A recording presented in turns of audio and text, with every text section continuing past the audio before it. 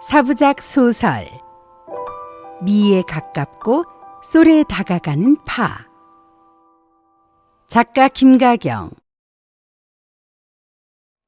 백고동 소리가 고즈넉하게 들려왔다. 어렴풋이 들려오는 그 소리를 들으며 나는 소리대본의 마지막 부분을 이어가던 중이었다.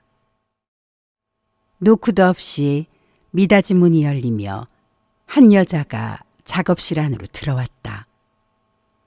어깨뼈가 훤히 드러나는 초록색 민소매를 입고 있었다. 무엇보다 눈에 띈 것은 빨간색 후리아 치마였다. 그 아래 발목까지 오는 부츠를 신고 있었다. 빛이 웃고 있는 여자의 왼쪽 윗니는 반쯤 썩었고 사시가 심한 탓에 시선이 사방으로 흩어졌다. 그녀가 작업실 안으로 들어서자 오래된 나프탈렌 냄새가 풍겼다. 어깨에 맨 노란 가방에서 나는 것 같았다. 소문으로 듣던 여자인가 싶었다. 얼마 전부터 그림자처럼 창작촌에 들어와 종일 머문다고 했다. 찾으면 없고 잊을만 하면 유령처럼 나타나 작가들의 신경을 건드린다는 것이다. 마주친 적은 없지만 그녀 같았다. 나는 들고 있던 소리대본을 책상에 내려놓았다. 이 학교는 미란이가 다녔던 학교예요. 그녀가 대뜸 말을 걸었다. 높낮이가 분명하지 않은 여느 사람과 다른 말투였다. 나는 경계의 눈초리로 그녀를 쳐다보았다. 미란이는 내 동생 마누라예요. 그런데 집을 나가 이제 못 온다며 울먹이듯 중얼거렸다. 설사 온다고 한들 이젠 창작촌으로 바뀌어 예전 모습은 발견하기 어려울 거였다. 나는 피해 주선으로 뒤늦게 이곳에 입주했다. 노래를 하다가 지금은 무용이나 연극 혹은 퍼포먼스 같은 공연에 구음으로 사운드를 넣는 작업을 한다. 미란이는 하지원을 닮았어요. 하지원이요? 내가 묻자 횡설수설 TV 드라마를 들먹였다. 여배우 하지원을 말하는 것 같았다. 그녀가 빙그레 웃더니 둘이 똑같다고 했다. 나를 쳐다보는 것 같았지만 시선은 분산되어 있었다. 그녀의 말을 몇 마디 더 듣다 보니 미란이라는 여자와 배우 하지원이 섞여 하지원은 자연스럽게 미란이가 되어버렸다. 나는 그 엄청난 거리를 단숨에 건너뛰어 하나로 일치시킨 그녀의 천연덕스러움에 입을 다물었다. 혜원이 양말 한쪽에 없어요. 혜원이는 미란이 딸이에요. 그녀가 가방에서 곱게 접은 양말 한쪽을 꺼내 증명사진처럼 내밀었다. 핑크 무늬가 들어간 흔하디 흔한 여자아이 양말이었다. 양말 한쪽 못 보셨나요? 조카 아이의 양말을 왜 여기서 찾는지 모를 일이었다.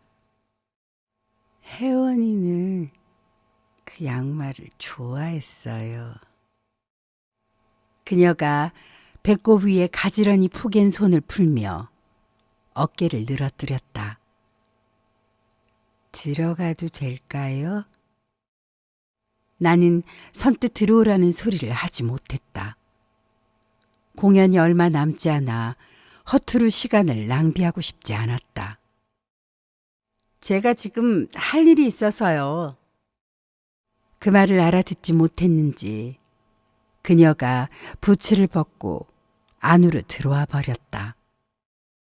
부츠는 낡아서 앞코가 해졌고 유치원생이나 맬 만한 노란 에나멜 가방은 표면이 유난히 반질거렸다. 저기 창틀에 널어놨어요. 그녀가 소파 쪽을 가리켰다. 그러고는 양말을 내놓지 않으면 나가지 않을 깃으로 버텨섰다. 일생을 바쳐 양말을 찾아다닌 사람처럼 얼굴에 비장함까지 묻어났다. 잘못 찾아온 모양이라고 한마디 하고는 나가달라고 하려던 참이었다. 여기가 맞아요. 작업실 안을 훑더니 그녀가 웃음을 보였다. 썩은 앞니가 훤히 드러났다. 오래도록 그리워하던 곳을 찾아온 사람처럼 그녀의 표정이 다소 들떠 있었다. 그녀가 저벅저벅 소파 쪽으로 걸어갔다. 창밖으로 해가 저물어 가고 있었다. 그때도 그랬어요. 해가 지고 있었어요. 멀리 바다가 보였다. 그녀가 내뱉는 말과 해가 지는 풍경을 보는 그녀의 모습이 묘하게 일치되는 지점이 있었다. 여기서 혜원이가 자고 있었고요. 잃었던 기억을 더듬듯 그녀가 소파 위를 더듬었다. 훌륭한 시인 선생님 방에서요. 그녀가 수줍은 듯 고개를 떨궈 두 손을 만지작거렸다. 내 앞에 있었던 사람은 시인이라고 들었다. 시집을 내고 방을 비웠다는데 들어와 보니 그가 냈다는 시집만 한 권 남아 있었다. 아이가 가야 갈 수 있다고 말씀드렸어요. 선생님한테요. 그 선생님은 거북이 등을 타고 다녀요. 거북이 등을 타고 다니는 선생님이라니. 이 세상은 공처럼 둥글고 보이지 않는 막대기에 꽂혀서 돌아간대요. 선생님은 거북이 등을 타고 떨어지는 별을 피해 다녀요. 불경한 말을 들은 것처럼 나도 모르게 주변을 살폈다. 그녀가 오기 전까지 백고동 소리를 들으며 겨우 잡았던 리듬이 빠른 속도로 달아나 버렸다. 나는 슬슬 짜증이 밀려왔다. 그러든 말든 그녀가 이야기를 이어나갔다. 저에게는 선생님이 계셨어요. 딱 한 분의 선생님이요. 그 시인 선생님이요? 맞다고 하면 그는 이제 오지 않는다고 말할 생각이었다. 아니에요. 거북이 등을 타고 다니는 선생님이요. 무언가 또 어긋나 버렸다.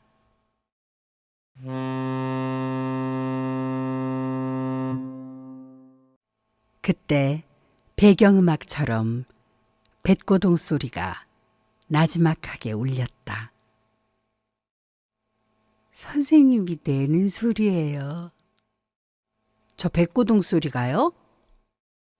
그녀의 말은 갈수록 오리무중이었다. 그녀가 눈을 아득하게 뜨고 소리를 찾듯 창밖으로 시선을 모았다. 사시가 심한 탓에 시선을 모으면 모을수록 얼굴이 기이하게 변해갔다. 그녀가 메고 있던 노란색 가방을 내려놓고 허락도 없이 소파에 앉았다. 나는 책꽂이에서 시집을 꺼내왔다. 그녀가 찾는 선생님이 아니라면 이제 그만 나가달라고 할 참이었다. 이 사람이 맞아요? 그녀에게 시인의 프로필 사진을 내밀며 물었다. 사진 밑으로 프로필이 화려하게 적혀 있었다. 그녀가 사진을 보더니 고개를 가로저었다. 거북이 등을 타고 다니며 뱃고동 소리를 내는 딱 한 분의 선생님에 대한 단서는 적어도 이 방에는 없는 셈이었다.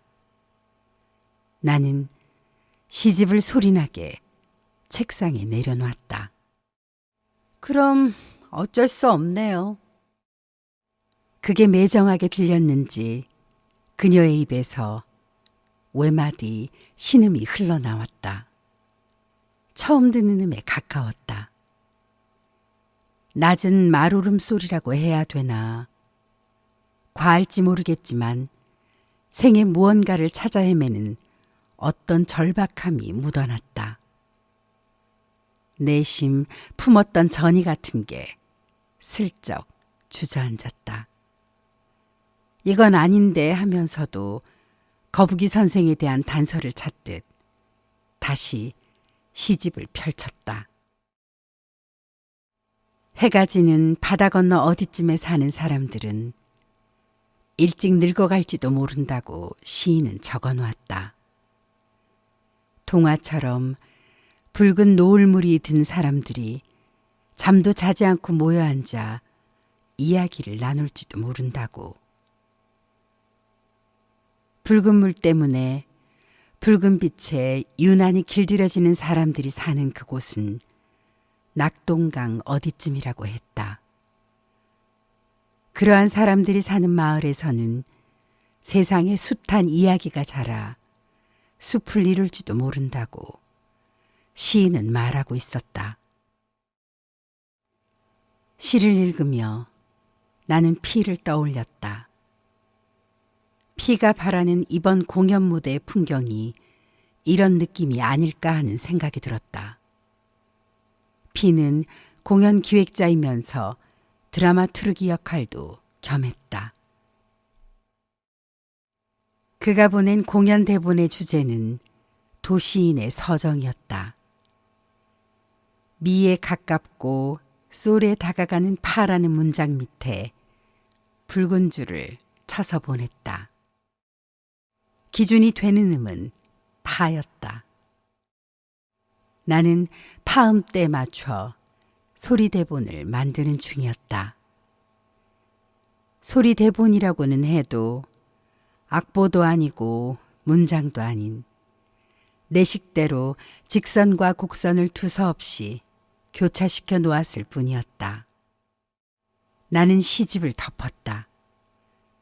거북이 등을 타고 다닌다는 딱 한 분의 선생님에 대한 단서를 찾을 수 없으니 그녀에게 나가달라고 해도 무방할 터였다.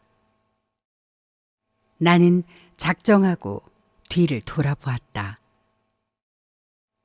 해는 바다 건너 도시 언저리로 기울고 있었고 시인의 표현대로 경치는 아름다웠다. 그 아래 어둑해지는 저녁 풍경을 등지고 그녀가 몸을 웅크린 채 잠들어 있었다. 오래도록 잠을 자지 않고 돌아다닌 사람처럼 자는 표정도 지쳐 보였다. 노란색 가방은 반쯤 열려 있었고 그 사이로 먹다 남은 빵을 담은 봉지가 귀퉁이를 내밀고 있었다. 나는 슬그머니 등을 돌렸다. 내 목소리가 가라앉은 것은 시도 아니고 도도 아닌 나에서였다. 그쯤에서 미세하게 갈라졌는데 예전만큼 회복이 되지 않았다. 사람들은 눈치채지 못했지만 나는 알았다. 몇 년 전 병원을 찾았을 때였다. 시에 대한 트라우마가 있나 보죠. 의사는 라의 문제가 아니라 시의 문제일 수도 있다고 했다. 목에 이상이 오면 찾아가던 담당 의사였다. 내시경으로 성대를 들여다보더니 심리적인 이유가 크다고 했다. 김수희 노래 있죠? 그 멍에. 그대 앞에만 서면 나는 왜 작아지는가. 노래를 흥얼거리던 의사는 도나 시 앞에서 위축되어서 그럴 수 있다고 했다. 그걸 극복하지 않으면 증세가 반복될 수 있다는 말을 덧붙였다. 라에서 서성거리지 마시고 도까지 치고 나가셔야지. 남들은 하늘까지 치고 올라가는 판국에. 여태껏 피가 나도록 치열하게 다른 가수의 노래를 연습해왔다. 남의 노래라도 부르는 게 좋았다. 그날 나는 진료실을 나오면서 김수희의 그 노래는 멍해가 아니고 애모라고 바로 잡아주었다. 무대에서 수도 없이 부른 노래를 모를 리 없었다. 내가 그녀를 깨우지 않은 것은 애초 없었던 것처럼 그녀의 존재가 느껴지지 않아서였다. 나는 분위기를 잡아 그녀가 흐트러뜨린 서정적인 음역대를 찾아 나지막하게 소리를 뽑아냈다. 그녀가 오기 전 잡았던 리듬은 이미 달아나 버렸고 파를 기준으로 밑쪽으로 가라앉은 음이 섞여 나왔다. 다시 해도 마찬가지였다. 이미 무언가가 끼어들어 있었다. 나는 음정을 다시 잡아가며 소리 대본을 반복해서 그렸다. 그때 어린아이 잠투정 같은 소리가 등 뒤에서 들려왔다. 미란이는 잡채를 잘해요. 뜬금없이 잡채라니. 뒤를 돌아보니 그녀가 길게 하품까지 해가며 소파에 앉아 있었다. 흐르륵 흐르륵. 에? 선생님 소리는 잡채예요. 혼잣말인가 했는데 나에게 하는 말이었다. 기척도 없이 언제부터 듣고 있었는지 높낮이 없는 말투로 후루룩 코로록이라고 후렴구까지 붙였다. 내 소리가 잡채라니. 거북이나 나팔 소리처럼 두서없는 말이겠거니 생각하면서도 은근히 신경이 쓰였다. 그녀의 감상평에 뭐라도 한마디 하려는데 그녀가 밖을 내다보다가 성급히 가방을 챙겨 일어났다. 밤이에요. 내가 대처하기도 전에 인사도 없이 문도 닫지 않고 서둘러 작업실을 나가버렸다. 다시 오감을 끌어모아 끊겼던 소리를 잡으려 해도 허사였다. 소리 대본을 난감하게 쳐다보고 있는데 피에게서 전화가 왔다.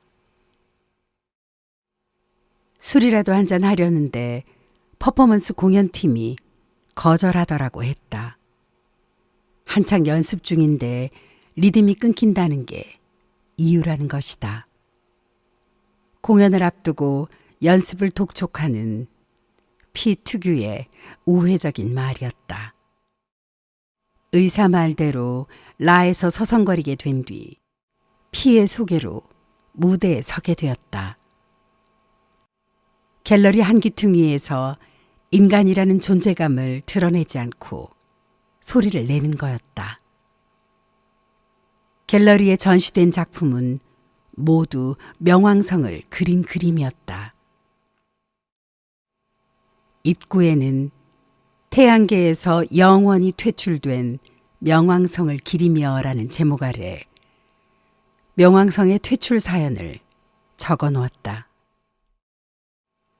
너무 작고 왜소해서 주변의 천체를 위성으로 만들거나 밀어내는 능력이 없다는 이유로 인간이 자의적으로 영구 제명시킴. 그래도 명왕성은 그 자리에 존재하고 있다. 화가는 나에게 우주적 영감을 주는 소리를 내달라는 버거운 요구를 했다. 지금껏 노래를 불러왔지만 그런 요구는 처음이었다.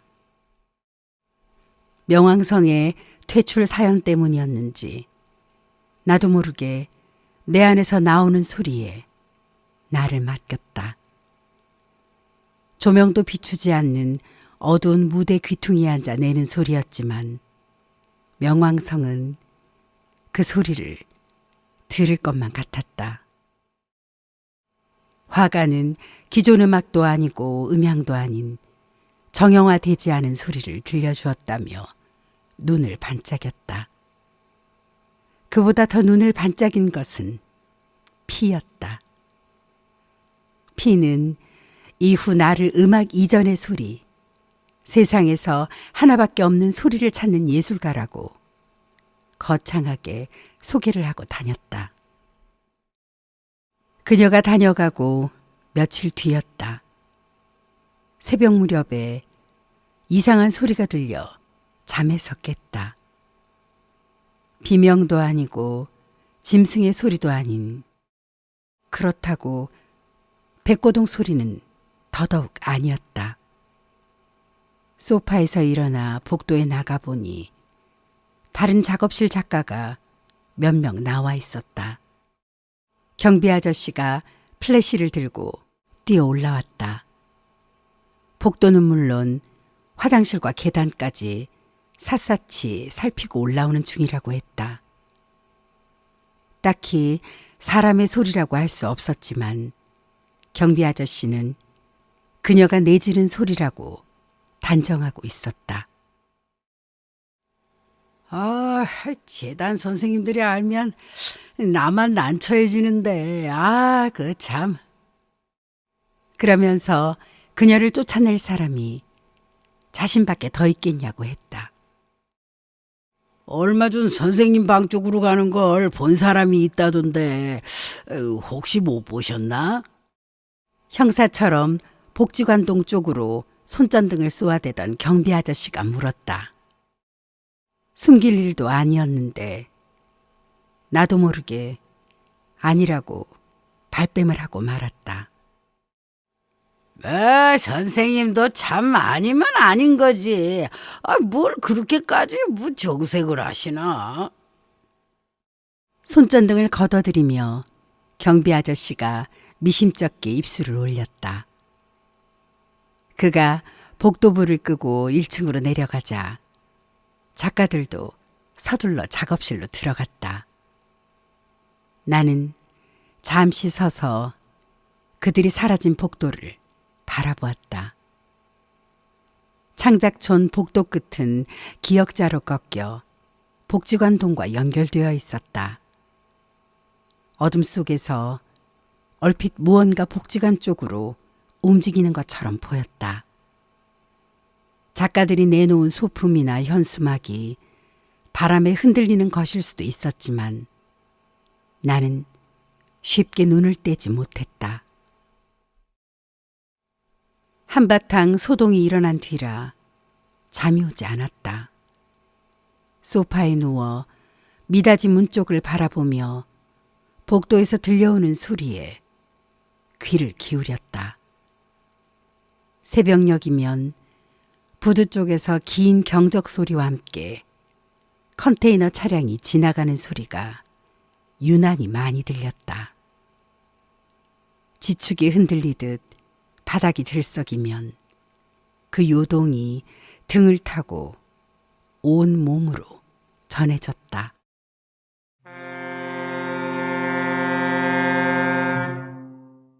백고동 소리와 경적 소리가 묘하게 함께 섞였다.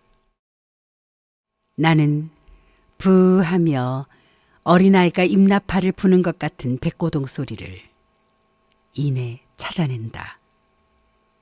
그러면 마음이 고요하게 가라앉기도 하고 노을을 보는 것처럼 고즈넉해지기도 한다. 고음에서 미끄러지는 중음이 주는 아늑함이라고 할까. 나는 자리에서 일어나 소리대본을 펼쳤다. 백고동 소리가 내 안으로 들어와 다시 빠져나가기 전에 서둘러 그 음을 잡아챘다. 줄줄줄 흐르면서도 실타래같이 뭉친 소리의 형태를 마지막으로 그려 넣었다. 그녀가 그토록 찾아 헤매던 양말 한쪽을 발견한 것은 공연을 앞두고서였다. 책꽂이를 정리하다 책장 뒤에서 핑크색 양말을 찾아냈다. 한밤의 소동 이후로 그녀는 건물을 빠져나간 것 같았다. 더는 그녀를 목격한 사람이 나타나지 않았다. 새벽녘의 이상한 소리도 들려오지 않았다. 경비 아저씨는 그게 모두 순찰을 강화한 덕분이라고 말했다. 나는 낯선 존재가 건물에 들어와 있다는 이질감 같은 어떤 게 있어 자꾸만 미닫이 문 쪽으로 시선이 갔다. 그게 거북이 선생 운운한 탓인지 백고동 탓인지 그도 아니면 잡채 운운하며 품평을 했던 그녀 탓인지 모를 일이었다. 다음 날 복도에서 옆방 선생님을 만났다. 그녀에 대한 이야기는 내비치지 않은 채 내 앞에 입주했던 시인에 대해 물어보았다. 원래 그 방에 시집을 낸 선생님 말고 다른 시인 선생님이 계셨어요. 먼저 입주한 선생님이 장기간 방을 비워 친구가 협력 작가로 들어와 있었다고 했다. 시집을 낸 뒤 친구가 창작실을 떠났고 원래 있던 시인이 돌아오지 않아 2달여 비어 있었다고 했다. 먼저 입주했다던 시인에 대해서 물어보니 워낙 밖으로만 돌아 아는 바가 없다고 했다. 그때 그녀를 본 적이 있다고 했다. 이래저래 내 방이 그녀와 연관이 있다고 생각해서인지 묻지도 않았는데 그녀 이야기를 꺼냈다. 이 동네에서 나고 자란 여자인데 어머니가 일찍 세상을 떠나 혼자 남동생을 키웠다고 했다. 공연 때 입은 한복 속치마를 복도에 내놨는데 드레스라고 하는 거예요. 왕과 나라는 영화에서 봤다나요? 처음에는 그런가 보다 했죠. 방 앞에서 자꾸 이상한 소리를 하는 바람에 속치마를 치웠다고 했다. 그 뒤로 그녀를 보지 못했다는 것이다. 그 여자가 그러는 이유를 물어보았냐고 물었다. 어떻게 말을 걸어요? 옆방 선생님이 화들짝 놀라며 질색했다. 공연을 이틀 앞두고 내가 어쩔 수 없이 요리대회에 나가게 된 것은 다른 작가들이 바빠서였다. 재단에서는 1년 중 10월에 한 번 지역 주민을 위해 축제를 열었다. 시각 전시나 공연 쪽에 대부분의 작가가 참여해 요리대회에 나갈 사람이 나밖에 없었다. 축제 주제는 캠핑이었다. 거기에 맞는 요리를 해달라는 재단 직원에게 라면밖에 끓일 줄 모른다고 한 말은 빈말이 아니었다. 그 많은 요리 중에 잡채를 선택한 것은 그녀의 품평과 무관하게 여럿이 어울려 먹을 수 있는 요리가 딱히 떠오르지 않았기 때문이었다. 캠핑이라는 주제보다 잔치라는 생각이 무의식 중에 들었던 것이다. 캠핑의 잡채라. 내가 정한 메뉴를 본 직원이 고개를 갸우뚱거린 것도 무리는 아니었다. 대회를 앞두고 내가 한 일은 인터넷을 들여다보고 악보를 외우듯 잡채 만드는 법을 외우는 거였다. 창작동 입구에 축제를 위한 대형 텐트가 쳐졌다. 입구는 검은 실커튼으로 가려 미지의 세계로 진입하는 느낌이 들게 했다. 텐트를 통과하면 1층부터 4층 창작실 복도까지 일러스트나 회화 작품이 전시되었고 1층 공연장에서는 뮤지컬과 연극, 무용 등이 시간별로 공연되었다. 운동장에는 프리마켓과 푸드트럭이 아침부터 자리를 잡았다. 요리대회에는 지역 주민이 5팀, 재단 측에서 1팀, 입주작가 대표로 나선 나를 포함해 모두 7팀이 참가했다. 내 자리는 6번째였다. 해가 낙동강 쪽으로 기울 즈음 요리대회가 시작되었다. 파인애플 볶음밥을 시작으로 스파게티, 마시멜론 구이와 꼬치, 인도식 카레와 잡채, 마지막으로 숯불에 구운 스테이크였다. 테이블마다 기본 양념이 주어졌고 요리 시간은 50분이었다. 나는 인터넷에서 배운 대로 목이버섯과 돼지고기를 미리 양념에 재워두었다. 붉은 피망과 녹색 피망, 양파와 당근은 채를 썰어 볶고 끓는 물에 당면을 넣고 레시피대로 소금과 참기름을 넣었다. 끓일 때 참기름을 넣어야 식감이 좋게 퍼지고 고소한 냄새가 속까지 밴다고 했다. 당면 삶는 시간은 7분. 그게 중요하다고 했지만 그게 가장 어려워 보였다. 퍼지지도 않고 너무 꼬들꼬들하지도 않게 알맞고 적당하게 삶으라고 했는데 아무리 들여다보아도 그 비결을 알 수 없었다. 준비한 재료들은 심심한 게 별로 맛이 없었다. 당면도 마찬가지였다. 나는 모든 재료를 넓은 그릇에 붓고 레시피대로 양념 간장으로 버무렸다. 간을 보아도 어느 정도가 적당한지 도무지 알 길이 없었다. 간장과 설탕을 좀 더 추가하고 고소한 맛이 부족한가 싶어 참기름을 듬뿍 넣었다. 레시피에 적힌 참기름 양을 훨씬 넘긴 분량이었다. 마지막으로 후추와 깨를 뿌려 마무리를 했다. 60인분 잡채는 대야 한가득이었다. 주변 참가팀들이 놀란 것은 엄청난 양 때문이었다. 잔치라 생각하니 나도 모르게 손이 커진 탓이다. 잡채를 다 만들고 나니 가을인데도 이마에 땀이 솟아났다. 차라리 혼자 라이브 공연이라도 할 걸 하는 후회가 뒤늦게 일었다. 사회자가 종료를 알리는 종을 쳤다. 나는 접시에 잡채를 가득 담아 시식단 앞에 내놓았다. 페스티벌에 온 주민들이 길게 줄지어 서 있었다.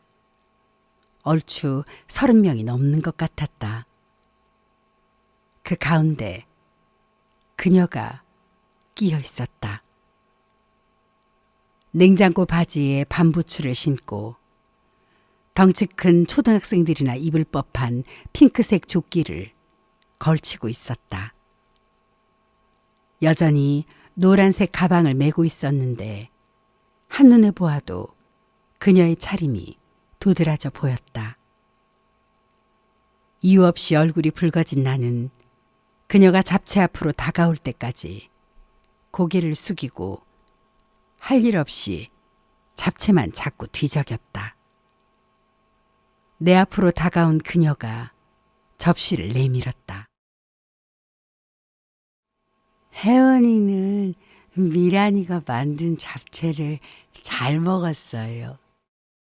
그녀가 대뜸 말했다. 나는 잡채를 덜어 그녀의 접시에 올렸다. 많이 먹어요. 억지로 나온 말은 아니었다. 내 소리에 대한 감상평이 있던 날, 열린 가방 사이로 삐져나온 빵봉지가 생각났던 것이다. 맛있어요. 그녀가 입안 가득 잡채를 우겨놓고 말했다. 무언가 뒷말을 하려는 것 같았는데 뒷사람 때문에 이내 스테이크 코너로 밀려가 버렸다. 경비 아저씨만 내도록 얼굴을 찡그리며 이쪽을 주시하고 있었다. 잡채는 태반이 남았다. 그래도 잡채라 하니 발길을 돌리던 사람들도 되돌아와서 접시를 내밀었다. 나는 요리 경연대회에서 꼴찌를 했다. 늦은 저녁 삼아 남은 잡채를 홀로 먹고 있는데 피에게서 전화가 왔다. 그는 최종 리허설 날짜를 공지하고는 도대체 이 시간에 무얼 먹느냐고 물었다. 요리대회에 참가한 일을 말하니 공연을 앞두고 쓸데없는 곳에 에너지를 쏟는다며 잔소리를 했다. 공연을 같이 하다 보니 그의 참견도 늘었다. 내가 피의 공연을 끝내고 작업실로 돌아왔을 때는 자정이 넘어 있었다. 복도에 경비 아저씨와 작가들이 나와 있었다. 재단 선생님들도 나한테 닭다리예요. 작가님들도 마찬가지고. 지역 주민을 대놓고 쫓아다니는 뭐 그렇다고. 나만 자꾸 늘어지니. 참. 그녀가 다시 나타났다고 했다. 누군가 본 모양이었다. 이제 그녀가 배회를 하든 안 하든 건물 안으로 들어왔다는 사실만으로도 문제가 되어 있었다. 요즘 안 보이던데요? 나는 애써 한마디를 했다. 그때 옆방 선생님이 내 방 앞에서 그녀를 보았다고 증언을 하고 말았다. 다른 작가님들 밤새 작업하시는데 방해되지 않게끔 협조해 주셔야지. 경비 아저씨가 은근히 말을 놓으며 그녀가 다시 나타난 것이 내 탓인 양 했다. 아무튼 그 여자 보면 경비실로 즉시 신고해요. 그녀에 대한 주의보는 알려달라는 메시지에서 신고하라는 메시지로 한 단계 강화되었다. 경비 아저씨가 손전등을 휘저으며 사라지자 작가들도 이내 작업실로 들어갔다. 이번 공연은 흥하지도 망하지도 않았다. 감동 후불제라고는 했지만 대부분 지인이 낸 후원금이었다. 소리예술을 드러나게 홍보했던 피는 좀 실망하는 눈치였다. 도시의 서정성을 너무 안일하게 표현했다는 평가였다. 미와 솔 사이에서 파의 역할은 신선하면서 자극적인 감동을 주는 거였다. 시인이 남기고 간 시집처럼 무대 자체만으로도 충분히 아름답고 서정적이었다.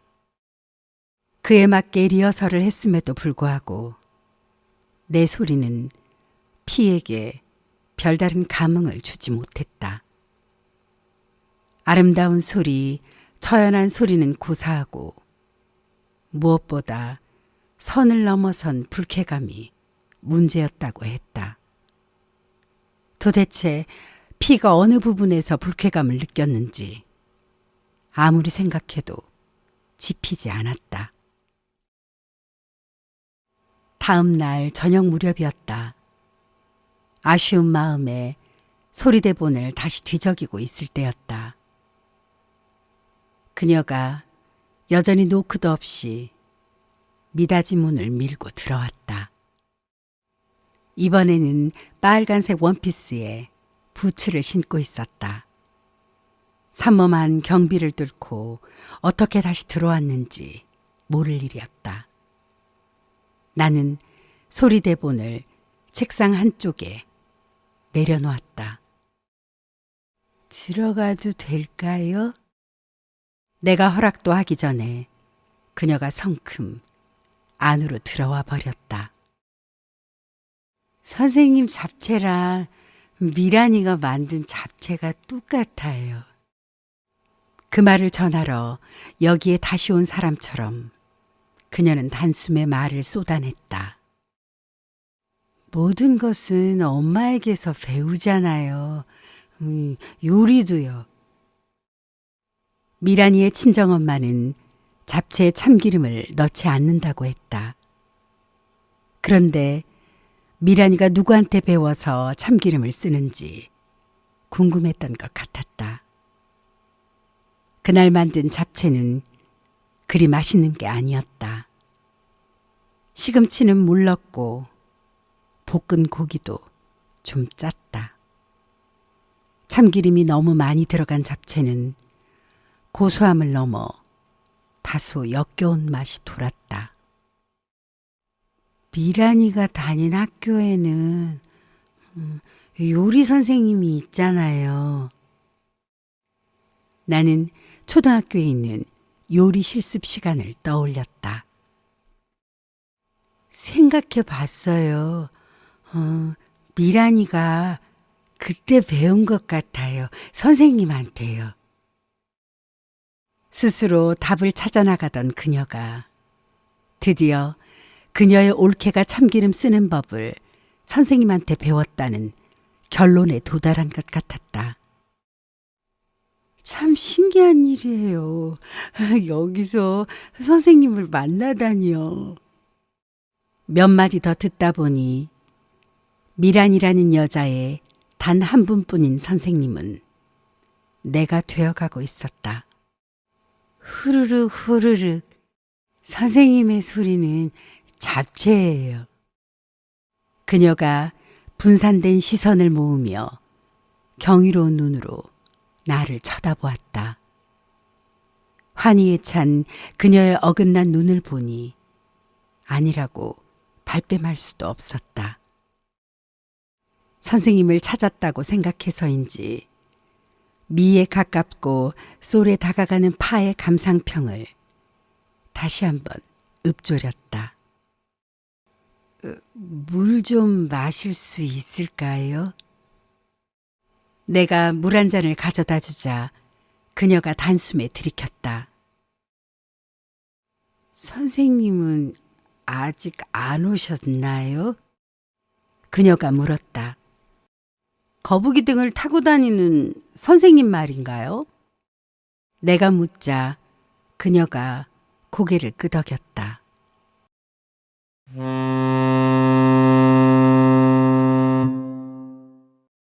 그때 창밖으로 뱃고동이 울렸다. 뱃고동 소리예요. 나도 모르게 손을 뻗어 창밖을 가리켰다. 그녀가 이내 선생님이 내는 소리예요 라고 말하리라 짐작했다. 도시의 숱한 소리에 섞였어도 알아낼 수 있는 소리. 아득하고 멀어도 찾아낼 수 있는 소리였다. 그녀가 무심한 듯 창밖을 쳐다보았다. 아니에요. 저 소리는 선생님의 소리가 아니에요.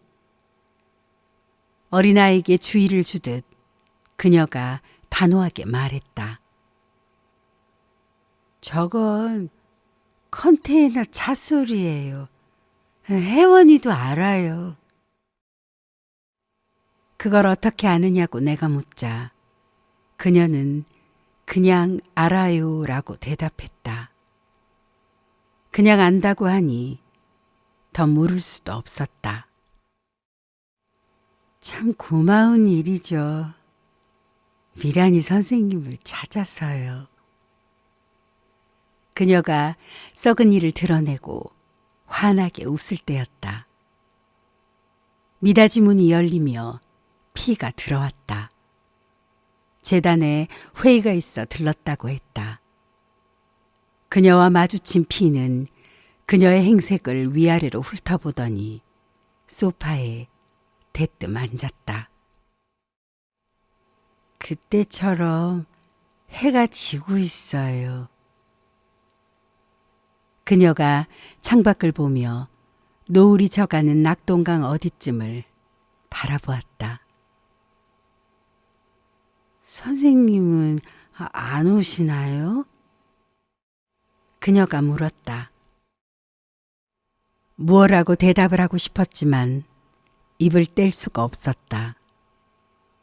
그때 그녀가 저벅저벅 책상 앞으로 다가왔다. 그러고는 펼쳐진 소리대본을 보더니 혜원이 그림이에요 라고 말했다. 그녀가 혜원이가 유치원에서 그린 그림이라는 말만 덧붙이지 않았어도 피가 그렇게 크게 웃지 않았을 것이다. 인사도 없이 그녀가 가버렸다. 저 여자 누구야? 피가 물었다. 내가 아는 여자라고 하자 그 선생이란 사람이 이쪽 계통에 있는 사람이냐고 물었다. 나는 아니라고 했다. 그런데 저런 여자를 함부로 들여도 되나? 피가 고개를 갸우뚱거리며 함부로라는 말만 내뱉지 않았어도 나는 그녀의 이야기를 시작하지 않았을지도 몰랐다. 피는 저런 여자가 이런 곳에 들어왔다는 사실 말고는 내 말이 귀에 들어오지 않는 모양이었다. 그녀에 대한 이야기를 하면 할수록 그녀를 더 이상한 여자로 생각하는 것 같았다.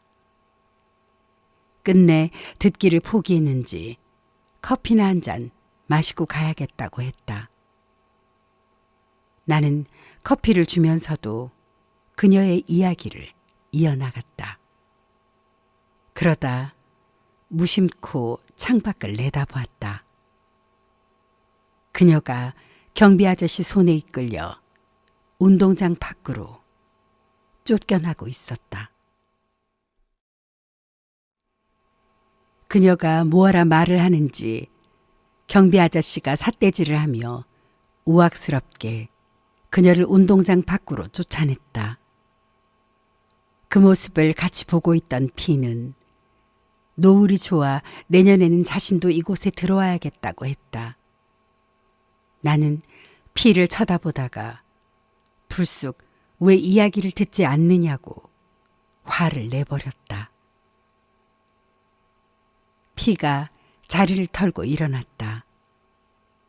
그가 가고 난 뒤 나는 시집 옆에 놓아둔 양말 한쪽을 발견했다. 책장 뒤에서 찾아놓고는 까맣게 잊고 있었던 것이다. 나는 양말에 먼지를 털어 창틀에 널다가 그녀가 사라진 빈 운동장을 바라보았다. 노을이 지며 사방이 어둑어둑해지고 있었다. 문득 명왕성 아래 앉아 처음 소리를 내던 때를 떠올렸다. 조명도 비추지 않는 어두운 무대였지만 그 소리는 어딘가에 가 닿을 것 같았다. 선생님이 내는 소리예요. 멀리 부두 쪽에서 뱃고동 소리가 나지막하게 들려왔다.